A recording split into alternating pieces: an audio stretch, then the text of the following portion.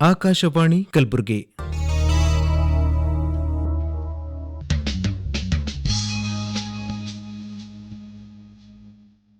ಹೊಸ ಓದು ಪುಸ್ತಕ ಪರಿಚಯದ ಸಾಪ್ತಾಹಿಕ ಕಾರ್ಯಕ್ರಮ.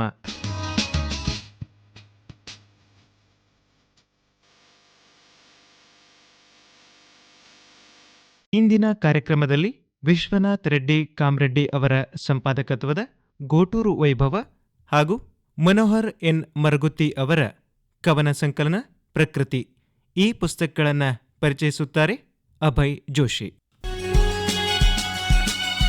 ಗೋಟೂರು ವೈಭವ ಈ ಪುಸ್ತಕದ ಸಂಪಾದಕರು ವಿಶ್ವನಾಥ ರೆಡ್ಡಿ ಕೆ ಕಾಮರೆಡ್ಡಿ. ಈ ಪುಸ್ತಕದ ಪ್ರಕಾಶಕರು ಗೋಟೂರು ಕಾಮರೆಡ್ಡಿ ಕಲಬುರಗಿ. ಈ ಪುಸ್ತಕದ ಮುಖಪುಟ ದೇವಾಲಯದ ಗೋಪುರದ ಮುಖಪಟವನ್ನು ಹೊಂದಿದ್ದು, ಈ ಪುಸ್ತಕದ ಬೆನ್ನುಡಿಯನ್ನ ಶ್ರೀ ಸೋಮಯ್ಯ ಸ್ವಾಮಿಗಳು ಬರೆದಿದ್ದಾರೆ ಹಾಗೂ ಮುಖಪುಟ ರಚಿಸಿದವರು ವಿಜಯ ಭಾಸ್ಕರ್ ಅವರು. ಪುಟದ ವಿನ್ಯಾಸವನ್ನ ಮಾಡಿದವರು ಮಹಾದೇವಪ್ಪ ರೆಡ್ಡಿಯವರು. ಈ ಪುಸ್ತಕದ ಮುನ್ನುಡಿ ಮಹಿಪಾಲ್ ರೆಡ್ಡಿ ಮುನ್ನೂರ್, ಮಾಜಿ ಜಿಲ್ಲಾಧ್ಯಕ್ಷರು, ಕನ್ನಡ ಸಾಹಿತ್ಯ ಪರಿಷತ್ ಕಲಬುರಗಿ. ಈ ಪುಸ್ತಕದಲ್ಲಿ 116 ಪುಟಗಳನ್ನು ಹೊಂದಿರುವ ಗೋಟೂರು ವೈಭವ ಪುಸ್ತಕವು 125 ರೂಪಾಯಿಗಳಿಗೆ ಲಭ್ಯವಾಗಲಿದೆ. ಇದರ ಮುದ್ರಣ ವಿಶ್ವಾಸ್ ಪ್ರಿಂಟರ್ಸ್ ರವರು ಮಾಡಿದ್ದಾರೆ. ಈ ಪುಸ್ತಕದ ಅರ್ಪಣೆಯನ್ನ ಲಿಂಗೈಕ್ಯರಾದ ನಾಗಪ್ಪ ಕಾಮರೆಡ್ಡಿ ಹಾಗೂ ಕಾಶಿಬಾಯಿ ಅವರ ಪುಣ್ಯ ನೆನಪಿಗೆ ಈ ಗೋಟೂರು ವೈಭವ ಪುಸ್ತಕವನ್ನ ಅರ್ಪಿಸಲಾಗಿದೆ. ಈ ಪುಸ್ತಕದ ಪ್ರಾರಂಭದಲ್ಲಿ ಪರಮಪೂಜ್ಯ ಶ್ರೀ ಶಂಭುಲಿಂಗಯ್ಯ ಸ್ವಾಮಿಗಳು ಹಿರೇಮಠ ಗೋಟೂರು ಹಾಗೂ ಸೋಮನಾಥ ಸ್ವಾಮಿಗಳು ಸಂಸ್ಕೃತ ವಿದ್ವಾಂಸರು ಏಲಕ್ಪಳ್ಳಿಯವರ ಆಶೀರ್ವಚನದ ಮೂಲಕ ನೀಡಿದ್ದಾರೆ. ಹಳೆಬೇರು ಬಲವಾಗಿರುವಾಗ ಹೊಸ ಚಿಗುರು ಗಾಳಿಯು ನಗುತ್ತದೆ. ಹಳೆಯ ಅನುಭವ ನೆಲೆಸಿದಾಗ ಹೊಸ ಕನಸುಗಳು ನಭಕ್ಕೆ ಹಾರುತ್ತವೆ ಎಂಬಂತೆ ಈ ಪುಸ್ತಕದಲ್ಲಿ, ಅಂದರೆ ಗೋಟೂರು ವೈಭವ ಪುಸ್ತಕದಲ್ಲಿ ಹೇಳಿದಂತೆ ಮನೆಗೆದ್ದು ಮಾರುಗೆಲ್ಲು ಎನ್ನುವ ಮಾತಿನಂತೆ ಕಾಮರೆಡ್ಡಿಯವರ ಹಾಗೂ ಕುಟುಂಬದ ಪ್ರಕಾಶನದಲ್ಲಿ ಮೊದಲ ಬಾರಿಗೆ ಪ್ರಕಟವಾಗಿರುವ ಮೊದಲ ಪುಸ್ತಕವಾಗಿದೆ. ಮುಖ್ಯವಾಗಿ ಈ ಪುಸ್ತಕದ ಉದ್ದೇಶ ಮಾತು ಹಳೆಬೇರು ಹೊಸ ಚಿಗುರು ಎನ್ನುವಂತಹ ಕಲ್ಪನೆಯನ್ನ ಇಟ್ಟುಕೊಂಡು ಸ್ನೇಹೋತ್ಸವ ಮಾಡುವುದು ಉದ್ದೇಶವಾಗಿದೆ. ಹಾಗೂ ಇಲ್ಲಿ ಮುಖ್ಯವಾಗಿ ಗೋಟೂರು ವೈಭವ ಪುಸ್ತಕ ಬಿಡುಗಡೆಯ ಹಿಂದೆ ಒಂದು ಪುಟ್ಟ ಘಟನೆಯನ್ನ ಪ್ರಕಾಶಕರು ಇಲ್ಲಿ ಹಂಚಿಕೊಂಡಿದ್ದಾರೆ. 2017 ಅಕ್ಟೋಬರ್ 2ರಂದು ಗಾಂಧಿ ಜಯಂತಿಯ ಸಮಯದಲ್ಲಿ ಒಂದು ಕಾರ್ಯಕ್ರಮ ಏರ್ಪಡಿಸಿ ಊರಿನವರು, ಸರ್ಕಾರಿ ನೌಕರಿಯಲ್ಲಿ ನಿವೃತ್ತಿ ಹೊಂದಿದವರು, ಸಮಾಜ ಸೇವೆಗೈದವರು, ಊರಿಂದ ದೂರವಿರುವವರನ್ನ ಕರೆಸಿ ಒಂದು ವೇದಿಕೆ ಮುಖಾಂತರ ಸಂಬಂಧಗಳನ್ನ ಇನ್ನೂ ಗಟ್ಟಿಗೊಳಿಸುವುದು ಕಾರ್ಯಕ್ರಮದ ಧ್ಯೇಯವಾಗಿತ್ತು. ಆ ಸಮಯದಲ್ಲಿಯೇ ಹಳೆಯ ವಿದ್ಯಾರ್ಥಿಗಳ ಸಂಘ ರಚನೆ ಆಯಿತು. ಅದಕ್ಕೆ ಈ ಕಾರ್ಯಕ್ರಮ ಒಂದು ರೀತಿಯ ಮೊದಲ ಹೆಜ್ಜೆ ಎನ್ನಬಹುದು ಎಂದು ಪ್ರಕಾಶಕರಾದ ಕಾಮರೆಡ್ಡಿಯವರು ಹೇಳುತ್ತಾರೆ. ಆತ್ಮೀಯ ಕೇಳುಗರೆ, ನಿಮಗೆಲ್ಲ ತಿಳಿದಿರುವ ಹಾಗೆ ಪ್ರತಿಯೊಬ್ಬ ವ್ಯಕ್ತಿಯಲ್ಲಿ ಪ್ರತಿಭೆ ಎನ್ನುವ ಒಂದು ಕೌಶಲ್ಯ ಇದ್ದೇ ಇರುತ್ತದೆ. ಆದರೆ ಹಲವಾರು ಜನ ತಮ್ಮ ಪ್ರತಿಭೆಗಳು ಇದ್ದರೂ ವೇದಿಕೆಯಿಂದ ಹಿಂದೆ ಉಳಿದಿರುತ್ತಾರೆ ಅಥವಾ ಅವಕಾಶಗಳನ್ನು ಕಳೆದುಕೊಂಡು ವಂಚಿತರಾಗಿರುತ್ತಾರೆ. ಈ ನಿಟ್ಟಿನಲ್ಲಿ ಗೋಟೂರು ಗ್ರಾಮದಲ್ಲಿನ ಪ್ರತಿಭೆಗಳನ್ನ ಪರಿಚಯಿಸುವ ವಿಚಾರ ಇಟ್ಟುಕೊಂಡು ಶ್ರೀ ಗಣಪತಿ ಬಡಿಗೇರ್ ಶಿಕ್ಷಕರು ಇವರ ಜೊತೆ ಚರ್ಚಿಸಿ ವಿದ್ಯಾರ್ಥಿಗಳ ಸಮಾಗಮ ಮೊದಲ ಪುಟವನ್ನ ಪ್ರಾರಂಭಿಸಲು ನಿರ್ಧಾರ ಮಾಡಲಾಯಿತು. ಈ ಪುಸ್ತಕದಲ್ಲಿ ಹಲವಾರು ಸ್ನೇಹ ಬಳಗದ ಭಾವನೆಗಳ ಮಾತುಗಳಿವೆ. ಹಳೆ ನೆನಪಿನ ಅಂಗಳದಲ್ಲಿ ಹೊಸ ಹೆಜ್ಜೆಗಳ ಕನಸುಗಳಿವೆ. ಗುರು ಹಿರಿಯರ, ಶಿಕ್ಷಕರ, ಸಾಹಿತಿ ಕವಿಗಳ ಪ್ರತಿಭೆಗಳ ಮೌನ ಮಾತಾಗಿ ಬರವಣಿಗೆಯ ರೂಪದಲ್ಲಿ ಬಂದಿದೆ. ಹಾಗಾದರೆ ಈ ಪುಸ್ತಕದ ಉದ್ದೇಶವೇನು?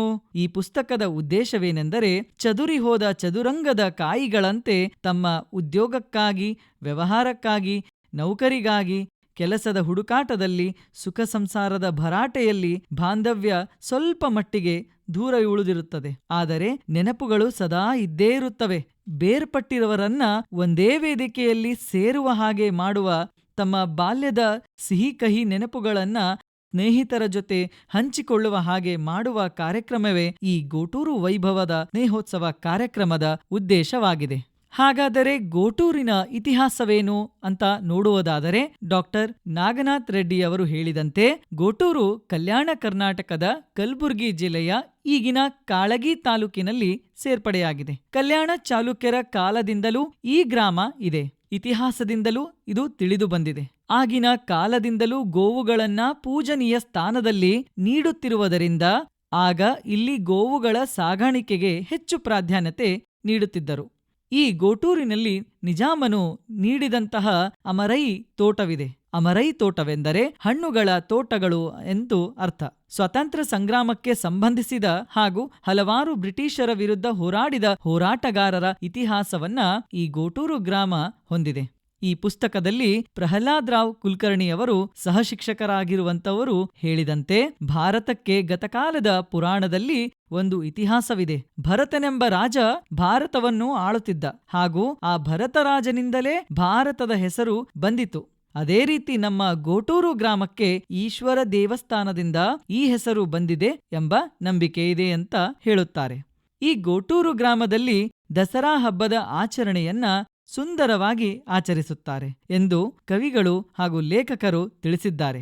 ಅದೇ ರೀತಿ ಗಣಪತಿ ಬಡಿಗೇರ್ ಗೋಟೂರು ಗ್ರಾಮದ ಶಿಕ್ಷಕರಾಗಿರುವಂತಹ ಇವರು ಗೋಲ್ಡನ್ ಲೈಫ್ ಎನ್ನುವ ಲೇಖನದಲ್ಲಿ ಅವರ ಶಾಲೆಯ ದಿನಗಳನ್ನು ಹಾಗೂ ಅವರ ಶೈಕ್ಷಣಿಕ ಕ್ಷೇತ್ರದಲ್ಲಿ ತಾವು ಸಲ್ಲಿಸಿದ ಸೇವಾನುಭವದ ಬಗ್ಗೆ, ಶಿಕ್ಷಕರಾದ ಮಲ್ಲಾರಾವ್ ಕುಲಕರ್ಣಿಯವರ ಬಗ್ಗೆ ನಡೆದ ಘಟನೆಗಳು ಹಾಗೂ ಪಾರ್ವತಿ ಟೀಚರ್ ಅವರ ಬೋಧನಾ ಶೈಲಿಯ ಬಗ್ಗೆ ಹಾಗೂ ಸ್ನೇಹಿತರ ಬಳಗದ ಕ್ರೀಡಾ ಸಮಯದ ಹಾಸ್ಯದ ಘಟನೆಗಳನ್ನು student life is golden life ಎಂದು ನೆನಪಿಸುತ್ತಾ ತಮ್ಮ ಬರವಣಿಗೆಯಲ್ಲಿ ಬರೆದಿದ್ದಾರೆ. ಡಾಕ್ಟರ್ ಸುರೇಂದ್ರ ಗೋಟೂರ್ ಅವರು ಕೂಡ ತಮ್ಮ ಗ್ರಾಮ ಹಾಗೂ ಬಾಲ್ಯದ ಬಗ್ಗೆ, ಕಳೆದ ಸಮಯದ ಬಗ್ಗೆ ಪುಸ್ತಕದಲ್ಲಿ ಥ್ಯಾಂಕ್ಸ್ ಟು ಗೋಟೂರ್ ಮೂಲಕ ತಿಳಿಸಿದ್ದಾರೆ. ಈ ಪುಸ್ತಕದಲ್ಲಿ ಗುರುವಾಣಿಯ ಒಂದು ಭಾಗವಾಗಿ ಪಾರ್ವತಿ ವಿ ರಟ್ಕಲ್ರವರು ನಿವೃತ್ತ ಶಿಕ್ಷಕರಾಗಿರುವವರು ಗೋಟೂರಿಗೆ ಒಂದು ರೀತಿಯ ಚಿರಪರಿಚಿತರು. ಅವರು ಇಲ್ಲಿ ಸ್ನೇಹದ ಬಗ್ಗೆ, ಕನ್ನಡ ಭಾಷೆಯ ಬಗ್ಗೆ, ಆಡುವ ಮಾತಿನಲ್ಲಿ ಯಾವ ರೀತಿ ಎಚ್ಚರಿಕೆ ಇರಬೇಕು ಎಂದು ಇಲ್ಲಿ ತಿಳಿಸಿದ್ದಾರೆ. ತಾವು ಶಿಕ್ಷಕಿಯಾಗಿದ್ದಾಗ ತಮಗೆ ಆದ ಸುಂದರ ಅನುಭವಗಳನ್ನ ಗೋಟೂರಿನ ಗ್ರಾಮದ ಜನರಿಗೂ ತಮ್ಮ ಶಿಕ್ಷಣದ ಗೌರವವನ್ನ ಇಲ್ಲಿ ಸೂಚಿಸಿದ್ದಾರೆ. ವಿಶ್ವನಾಥ್ ರೆಡ್ಡಿ ಕೆ ಕಾಮರೆಡ್ಡಿಯವರು ಗೋಟೂರು ಸಹೃದಯಿಯಾದ ಶ್ರೀ ಗಣಪತಿ ಬಡಿಗೇರವರ ಬಗ್ಗೆ ಅದ್ಭುತವಾದಂತಹ ಮಾತುಗಳನ್ನ ಈ ಪುಸ್ತಕದಲ್ಲಿ ತಿಳಿಸಿದ್ದಾರೆ. ವೃತ್ತಿಯಲ್ಲಿ ಗಣಪತಿ ಬಡಿಗೇರವರು ಶಿಕ್ಷಕರಾಗಿದ್ದು ಪ್ರವೃತ್ತಿಯಿಂದ ಕಥೆ, ಕವನ, ಚಿಂತನೆಗಳನ್ನು ಬರೆಯುತ್ತಾರೆ. ಹೀಗೆ ಶ್ರೀ ಗಣಪತಿ ಬಡಿಗೇರವರ ಬಗ್ಗೆ ಹಲವಾರು ಸಾಧನೆ ಹಾಗೂ ಒಡನಾಟದ ಸುಂದರ ಕ್ಷಣಗಳನ್ನ ಕಾಮರೆಡ್ಡಿಯವರು ಬರವಣಿಗೆ ಮೂಲಕ ಈ ಪುಸ್ತಕದಲ್ಲಿ ನಮ್ಮ ಜೊತೆ ಹಂಚಿಕೊಂಡಿದ್ದಾರೆ. ವಿಶ್ವನಾಥ್ ರೆಡ್ಡಿ ಕೆ ಕಾಮರೆಡ್ಡಿಯವರು ಬರಹದ ಶೈಲಿಯು ತುಂಬಾ ಮನೋಹರವಾಗಿದೆ. ತೋಚಿದ್ದು ಗೀಚಿದ್ದು ಎಂಬ ಹೆಸರಿನ ಮೇಲೆ ಹಾಗೆ ಸುಮ್ಮನೆ, ಮುತ್ಯ ಹೇಳಿದ ಮಾತು ಎಂದು ಹಲವಾರು ಲೇಖನ ನುಡಿಗಳನ್ನ ಬರೆದಿದ್ದಾರೆ. ಜನನೀ ಜನ್ಮಭೂಮಿ, ಕಷ್ಟ ಬಂದಾಗ ನೆನಪಾಗೋದು ಹುಟ್ಟೂರು, ಆತ್ಮೀಯ ಸ್ನೇಹಿತರು, ಕಷ್ಟದಲ್ಲಿ ನೆನಪಾಗಿ ಬುದ್ಧಿ ಹೇಳೋರು ಹಿರಿಯರು, ಊರ ಜನರ ಕಾಳಜಿಯ ಹಾಗೆ, ಸಿಟಿಯ ಹಾಗೆ ಹಳ್ಳಿಯಲ್ಲಿ ನಮಗೆ ತಿದ್ದಿ ಬುದ್ಧಿ ಹೇಳೋದು ಹಳ್ಳಿ ಜನರೇ ಆಗಿರುತ್ತಾರೆ ಹಾಗೂ ಪೂರ್ವಜರು. ಅದಕ್ಕೆ ಹೇಳಿರಬೇಕು ಜನನೀ ಜನ್ಮಭೂಮಿ ಸ್ವರ್ಗ ಅಂತ. ವಿಶ್ವನಾಥ್ ರೆಡ್ಡಿ ಕೆ ಕಾಮರೆಡ್ಡಿಯವರು ಇಲ್ಲಿ ಕೆಲವು ಸಾಲುಗಳನ್ನ ಬರವಣಿಗೆಯಲ್ಲಿ ನೀಡಿದ್ದಾರೆ. ಬದುಕು ಒಂದು ಜಟಕಾ ಬಂಡಿ, ಇದಕ್ಕೆ ಇಲ್ಲ ಕಂಟ್ರೋಲ್ ಕಡ್ಡಿ. ಇಲ್ಲಿ ಮುಖ್ಯವಾಗಿ ಹಣದ ಬದುಕಿನಲ್ಲಿ, ಹೆಣ್ಣಿನ ಆಸೆಯಲ್ಲಿ ಮಣ್ಣಾದೋರ ಬಗ್ಗೆ ತಿಳಿಸಿದ್ದಾರೆ. ದೈವತ್ವ, ದೈವಶಕ್ತಿಯ, ಭಕ್ತಿಯ ಬಗ್ಗೆ ಇಲ್ಲಿ ತಿಳಿಸಿದ್ದಾರೆ. ಪ್ರಸ್ತುತವಾಗಿ ರಾಜಕೀಯದ ಬಗ್ಗೆ, ನಡೆಯುತ್ತಿರುವಂತಹ ಚುನಾವಣೆಯ ಅವ್ಯವಹಾರದ ಬಗ್ಗೆ ಕೂಡ ಕಲ್ಯಾಣರಾವ್ ಆರ್ ಸಾವಳಗಿ ಅವರು ರಾಜಕೀಯ ಎಂಬ ಸಾಲುಗಳಲ್ಲಿ ಈ ಪುಸ್ತಕದಲ್ಲಿ ಅದ್ಭುತವಾಗಿ ತಮ್ಮ ಲೇಖನದ ಮೂಲಕ ನಮಗೆ ನೀಡಿದ್ದಾರೆ. ನಮ್ಮ ಜನರಿಗೆ ಪ್ರಸ್ತುತ ಯಾರನ್ನ ಆಯ್ಕೆ ಮಾಡಿಕೊಳ್ಳಬೇಕು, ಯಾರನ್ನ ನಾಯಕನಾಗಿ ನಾವು ಸ್ವೀಕರಿಸಬೇಕು ಎಂಬುದು ಸ್ಪಷ್ಟವಾಗಿ ಈ ಲೇಖನದ ಮೂಲಕ ನಾವು ತಿಳಿದುಕೊಳ್ಳಬಹುದು. ಒಟ್ಟಿನಲ್ಲಿ ಗೋಟೂರು ವೈಭವವು ಸ್ನೇಹದ ಸಂಬಂಧಗಳ ಬೆಸುಗೆಯನ್ನ, ಸುಂದರ ಕ್ಷಣಗಳನ್ನ ಒಂದುಗೂಡಿಸುವ ಒಂದು ಪ್ರತಿಭೆಗಳ ವೇದಿಕೆಯನ್ನ ಸೃಷ್ಟಿಸುವ ವೈಭವವನ್ನ ಇಲ್ಲಿ ತಿಳಿಸಲಾಗುತ್ತದೆ. ಊರಿನ ಇತಿಹಾಸದ ಜೊತೆಗೆ ಅಲ್ಲಿನ ಸ್ಮಾರಕಗಳು, ದೇವಾಲಯಗಳು, ಶಾಸನಗಳು, ಗ್ರಾಮದ ಏಳಿಗೆ, ಶಾಲೆ, ಕಲಿತ ಸಂದರ್ಭ ಹಾಗೂ ಶಿಕ್ಷಕರ ನೆನಪಿನಂಗಳದ ವಿದ್ಯಾರ್ಥಿಗಳ ಮುದ್ದಿನ ಕನಸು ಹಾಗೂ ನೆನಪುಗಳು ಇಲ್ಲಿ ದಾಖಲಾಗಿ ಇವುಗಳೇ ತಾನೇ ಆ ವೈಭವವನ್ನ ಮೇಲೇರಿಸುವವು. ಗೆಳೆತನ ಎನ್ನುವುದು ಹೂವಿನ ಪರಿಮಳ, ಮನದ ನೋವಿಗೆ ಮೃದು ಮೆಲಕು. ಒಮ್ಮೆ ಸಿಕ್ಕ ಗೆಳೆತನ ಜೀವವೆಲ್ಲ ಅದರಿಂದಲೇ ಸಾರ್ಥಕ ಎನ್ನಬಹುದು. ಪ್ರಕೃತಿ ಉಸಿರ ಕಣಕಣದಲ್ಲೂ ಹಸಿರ ಕೊಡುಗೆ. ನೇಸರ ಮುಂಜಾನೆಯಲ್ಲಿ ಬಾನಾಡಿಗಳ ಚಲನೆ. ಮಳೆಯು ಧಾರೆ ಧಾರೆಯಾಗಿ ಸುರಿದು ಇಳೆ ತಂಪು. ಚಿಲಿಪಿಲಿ ಎಂದು ಕಲಕುತ್ತಿರುವ ಹಕ್ಕಿಗಳ ಇಂಪು ಎಂಬಂತೆ ಪ್ರಕೃತಿ ಕವನ ಸಂಕಲನವಾಗಿದೆ. ಈ ಕವನ ಸಂಕಲನವನ್ನು ಬರೆದಿರುವರು ಮನೋಹರ್ ಎನ್ ಮರಗುತ್ತಿಯವರು. ಈ ಪುಸ್ತಕದ ಪ್ರಕಾಶಕರು ಸಿದ್ಧಾರ್ಥ್ ಪ್ರಕಾಶನ, ಕಲಬುರ್ಗಿ. ಈ ಪುಸ್ತಕದ ಮುಖಪುಟವು ನಿಸರ್ಗದ ಹಸಿರು ಛಾಯೆಯನ್ನು ನಮ್ಮ ಮನಸ್ಸಿನಲ್ಲಿ ಅಚ್ಚರಿಯುವಂತೆ ಉಳಿಯುವ ಚಿತ್ರವನ್ನ ನೀಡುತ್ತದೆ. ಈ ಪುಸ್ತಕದ ಮುನ್ನುಡಿಯನ್ನ ಎ.ಕೆ. ರಾಮೇಶ್ವರ್ ಮಕ್ಕಳ ಕವಿಗಳವರು ಬರೆದಿದ್ದಾರೆ. ಪ್ರಕೃತಿ ಕವನ ಸಂಕಲನದಲ್ಲಿ 47 ಕವನಗಳು ಒಳಗೊಂಡಿದ್ದು 74 ಪುಟಗಳನ್ನ ಹೊಂದಿದ್ದು, ಪ್ರಕೃತಿ ಕವನ ಸಂಕಲನ ಪುಸ್ತಕದ ಬೆಲೆಯು 100 ರೂಪಾಯಿಗಳಿಗೆ ಲಭ್ಯವಿದೆ. ಮುನ್ನುಡಿಯಲ್ಲಿ ಎ.ಕೆ. ರಾಮೇಶ್ವರ್ ರವರು ಹೇಳಿರುವ ಉದ್ದೇಶವೇನೆಂದರೆ, ಮಾನವ ಪ್ರಕೃತಿ ನಾಶ ಮಾಡಬೇಡ, ಅದರಿಂದಲೇ ಮಾನವ ಜೀವ ಉಳಿದಿದೆ. ಪ್ರಕೃತಿ ನಾಶವಾದರೆ ಮಾನವ ನಿನ್ನ ಅಳಿವು ನೀನೇ ಕೈಯಿಂದಲೇ ಎಂದು ಇಲ್ಲಿ ಸೂಕ್ಷ್ಮವಾಗಿ ಮಾನವನಿಗೆ ಸಂದೇಶವನ್ನ ನೀಡಿದ್ದಾರೆ. ಹಾಗೂ ಮನೋಹರ್ ಎನ್ ಮರಗುತ್ತಿರವರ ಬಗ್ಗೆ ಇಲ್ಲಿ ಪ್ರಶಂಸೆಯನ್ನ ನುಡಿಗಳನ್ನ ಎ.ಕೆ. ರಾಮೇಶ್ವರ್ ರವರು ನೀಡಿದ್ದಾರೆ. ಡಾಕ್ಟರ್ ಸದಾನಂದ್ ಪೆರ್ಲಾರವರು ಈ ಪ್ರಕೃತಿ ಕವನ ಸಂಕಲನದ ಬೆನ್ನುಡಿಯನ್ನ ಬರೆದಿದ್ದು, ಮನೋಹರ್ ಮರಗುತ್ತಿಯರವರ ಒಡನಾಟದ ಬಗ್ಗೆ ಹಾಗೂ ಅವರಿಗಿರುವ ಸಾಹಿತ್ಯ ಅಭಿಮಾನದ ಬಗ್ಗೆ ಹಾಗೂ ಪರಿಸರದ ಪ್ರೀತಿ ಕಾವ್ಯದ ಶೈಲಿಯಲ್ಲಿ ಹೇಗೆ ನೀಡಿದ್ದಾರೆ ಎಂದು ಈ ಪುಸ್ತಕದಲ್ಲಿ ತಿಳಿಸಿದ್ದಾರೆ. ಮುಖ್ಯವಾಗಿ ಮನೋಹರ್ ಎನ್ ಮರಗುತ್ತಿಯರವರಿಗೆ ಗೀತಾ ನಾಗಭೂಷಣ್ ರವರ ಹಸಿಮಾಂಸದ ಹದ್ದುಗಳು ಎಂಬ ಪುಸ್ತಕದಿಂದ ಸಾಹಿತ್ಯದ ಅಭಿಮಾನ ಬೆಳೆಯಿತು ಎನ್ನಬಹುದು. ಮನೋಹರ್ ಎನ್ ಮರಗುತ್ತಿರವರು ಈ ಪುಸ್ತಕದ ಆಶಯದ ಉದ್ದೇಶವು ಇದೇ ಆಗಿದೆ. ಪ್ರಕೃತಿಯೊಂದು ಸುಂದರ ತಾಣ, ಇದರಲ್ಲಿಯೇ ಸಾಗಬೇಕಾಗಿದೆ ಜೀವನದ ನಮ್ಮಿ ಪಯಣ. ಪ್ರಕೃತಿಯಾಗಲಿ ಎಲ್ಲ ಸ್ವೀಕೃತಿ, ನಾವೆಲ್ಲರೂ ಪ್ರಕೃತಿಯನ್ನ ಗೌರವಿಸಬೇಕು ಎಂದು ಹೇಳಿದ್ದಾರೆ. ಪ್ರಕೃತಿ ಕವನ ಸಂಕಲನದಲ್ಲಿ ಹಲವಾರು ಕವನಗಳನ್ನ ಮನೋಹರ್ ಎನ್ ಮರಗುತ್ತಿರವರು ಬರೆದಿದ್ದಾರೆ. ಪ್ರಕೃತಿ, ತಾಯಿ, ಕೊರೋನಾ 2ನೇ ಅಲೆ, ನೆನಪುಗಳು, ಸಂತೃಪ್ತಿಯ ಜೀವನ, ಸೃಷ್ಟಿಕರ್ತೆ, ನೆಲದ ಬೆಲೆ, ಹೆಣ್ಣು, ಪ್ರೀತಿ, ನೆಲಕ್ಕೆ ನೆರಳಾದವರು, ಏನೇನೋ ಬರೆಯಬೇಡಿ, ಶ್ರೀಗಂಧದ ನಾಡು, ಯಾರು ನನ್ನವರು, ಸಹಾಯಹಸ್ತ, ನನ್ನವಳು, ವ್ಯತ್ಯಾಸ, ಭಿಕ್ಷೆ, ಅಹಂಕಾರ, ಸಾವು, ಬಲಿಯಾಗಬೇಡ, ಇನ್ನೂ 10 ಹಲವಾರು ಕವನಗಳನ್ನ ಬರೆದಿದ್ದಾರೆ. 47 ಕವನಗಳನ್ನ ಒಳಗೊಂಡಿರುವ ಈ ಪುಸ್ತಕದಲ್ಲಿ ನಾನು ಕೆಲವೊಂದು ಕವನಗಳ ಬಗ್ಗೆ ನಿಮಗೆ ಪರಿಚಯ ಮಾಡಿಕೊಡುತ್ತೇನೆ. ಪ್ರಕೃತಿ ನಾಶ ಮಾಡಬೇಡಿ, ಮಾನವ ಅದರಿಂದಲೇ ಉಳಿದಿರುವುದು ನಿನ್ನ ಜೀವ. ತಾಯಿಯ ಉಸಿರು ಗರ್ಭದಿಂದ ಹೊರಬರುವವರೆಗೆ, ಪ್ರಕೃತಿಯ ಉಸಿರು ಮಣ್ಣು ಸೇರುವವರೆಗೆ, ಪ್ರಕೃತಿ ಪ್ರಾಣಿ ಪಕ್ಷಿಗಳ ಒಂದು ಸುಂದರ ತೋಟ. ನಿನ್ನಿಂದ ಆಗದಿರಲಿ ಅವುಗಳಿಗೆ ಯಾವುದೇ ರೀತಿಯ ಕಾಟ. ಗಿಡ ಮರಗಳಿಗೆ ಬೇಡ ಕೊಡಲಿ ಪೆಟ್ಟು, ಅವುಗಳೊಂದಿಗೆ ನಿನ್ನ ಜೀವನದ ನೆಂಟು. ಗಾಳಿ ಬೇಕು ಪ್ರಾಣಿಗಳ ಉಸಿರಾಟಕ್ಕೆ, ಕೈ ಹಾಕದಿರು ಪ್ರಕೃತಿಯ ಈ ನಾಶಕ್ಕೆ. ಹಚ್ಚ ಹಸಿರಿನ ವನಸಿರಿ ಬೇಕು ಮುಂದಿನ ಜನಾಂಗಕ್ಕೆ, ಮಕ್ಕಳಂತೆ ಬೆಳೆಸಿರಿ ಪರಿಸರಕ್ಕೆ. ಪ್ರಕೃತಿ ಮುನಿದರೆ ಭೂಕಂಪ, ಬೆಂಕಿ ಬಿರುಗಾಳಿ, ವರುಣನ ಆರ್ಭಟಕ್ಕೆ ಹಿಮಪಾತ ಸುನಾಮಿ. ಪ್ರಕೃತಿ ಮುನಿದರೆ ಇಲ್ಲ ಉಳಿಗಾಲ, ಪ್ರಕೃತಿ ಇಲ್ಲದೆ ಬದುಕಲು ಸಾಧ್ಯವಿಲ್ಲ. ಸ್ವಾರ್ಥಕ್ಕಾಗಿ ಸುಡಬೇಡ ಬೆಳೆದಿರುವ ಕಾಡು, ಮರಗಿಡ ಪ್ರಾಣಿ ಪಕ್ಷಿ ಸುಟ್ಟು ಕರಕಲಾಗುವು. ನಶಿಸಿ ಹೋದ ಜೀವರಾಶಿಗಳು ಮತ್ತೆ ಹುಟ್ಟಲಾರವು. ಗಾಳಿ ನೀರು ವಿಷವಾಗಿ ರೋಗಗಳು ಹೆಚ್ಚಾಗುವು. ಮರವಿಲ್ಲದ ಧರೆಗೆ ಮಳೆರಾಯ ಬರುವುದಿಲ್ಲ. ಪ್ರಕೃತಿ ಇಲ್ಲದಿದ್ದರೆ ಜೀವರಾಶಿಗಳಿಲ್ಲ. ಹಚ್ಚ ಹಸಿರಿನ ಬೆಳೆಸಬೇಕು ಪರಿಸರ.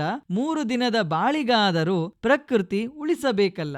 ತುಂಬಾ ಸುಂದರವಾಗಿ ಪ್ರಕೃತಿಯ ರಕ್ಷಣೆ ಬಗ್ಗೆ ಇಲ್ಲಿ ಸಂಕ್ಷಿಪ್ತವಾಗಿ ಕವನ ಸಂಕಲನದ ಮೂಲಕ ತಿಳಿಸಿದ್ದಾರೆ. ಇಲ್ಲಿ ಮುಖ್ಯವಾಗಿ ಮನೋಹರ್ ಎನ್ ಮರಗುತ್ತಿರವರು ತಮ್ಮ ಮಡದಿಯ ಬಗ್ಗೆ ನೆನಪಿನಲ್ಲಿ ಒಂದು ಸುಂದರವಾದ ಕವನವನ್ನ ಸಹ ಬರೆದಿದ್ದಾರೆ. ಮನಮೆಚ್ಚಿದ ಮಡದಿಯಾದೆ, ಸುಖ ಸಂಸಾರಕ್ಕೆ ನಾಂದಿಯಾದೆ, ಹೆತ್ತವರಿಗೆ ಮುದ್ದಿನ ಮಗಳಾದೆ, ನೀ ಮೆಟ್ಟಿದ ಮನೆಗೆ ಮುದ್ದಿನ ಸೊಸೆಯಾದೆ. ಇಲ್ಲಿ ನನ್ನವಳು ಕವನದಲ್ಲಿ ತಮ್ಮ ಪದಗಳಿಂದ ಇಲ್ಲಿ ಸುಂದರವಾಗಿ ಮನೋಹರ್ ಎನ್ ಮರಗುತ್ತಿಯವರು ಪದಪುಷ್ಪಗಳಿಂದ ಮನೋಹರವಾಗಿಯೇ ತಿಳಿಸಿದ್ದಾರೆ. ಒಂದು ರೀತಿಯಲ್ಲಿ ಅವರ ಪತ್ನಿಯವರು ಕೂಡ ಮನೋಹರರವರ ಮನೋರಮೆಯಾಗಿ ಸಂಸಾರವನ್ನ ಮಾಡಿದರು. ಒಟ್ಟಿನಲ್ಲಿ ಈ ಪ್ರಕೃತಿ ಕವನ ಸಂಕಲನವು ಉತ್ತಮ ಆರೋಗ್ಯಕ್ಕೆ ಶುದ್ಧ ಪರಿಸರ, ಗಾಳಿ, ನೀರು, ಬೆಳಕು ಅವಶ್ಯಕ. ಇದನ್ನ ಅರಿತು ಪ್ರಕೃತಿಯ ಕಾಳಜಿ ವಹಿಸಬೇಕು. ಜಗತ್ತಿನ ಪ್ರತಿಯೊಬ್ಬ ವ್ಯಕ್ತಿಯು ಕನಿಷ್ಠ ಪಕ್ಷ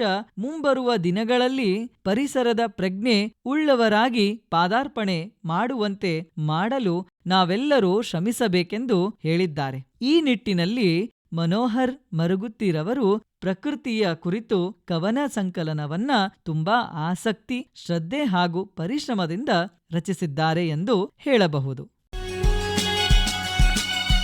ಇದುವರೆಗೆ ವಿಶ್ವನಾಥ್ ರೆಡ್ಡಿ ಕಾಮ್ರೆಡ್ಡಿ ಅವರ ಸಂಪಾದಕತ್ವದ ಗೋಟೂರು ವೈಭವ ಹಾಗೂ ಮನೋಹರ್ ಎನ್ ಮರಗುತ್ತಿ ಅವರ ಕವನ ಸಂಕಲನ ಪ್ರಕೃತಿ ಈ ಪುಸ್ತಕಗಳ ಪರಿಚಯ ಮಾಡಿಕೊಂಡಿರಿ. ಪುಸ್ತಕಗಳನ್ನು ಪರಿಚಯಿಸಿದವರು ಅಭಯ್ ಜೋಶಿ.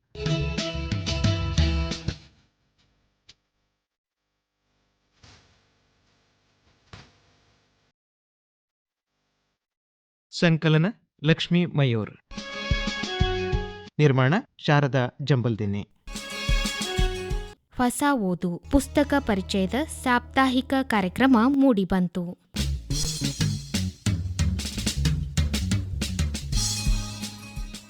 ಈ ಕಾರ್ಯಕ್ರಮ ಆಕಾಶವಾಣಿ ಕಲಬುರಗಿ ಕೇಂದ್ರದ ಕೊಡುಗೆ.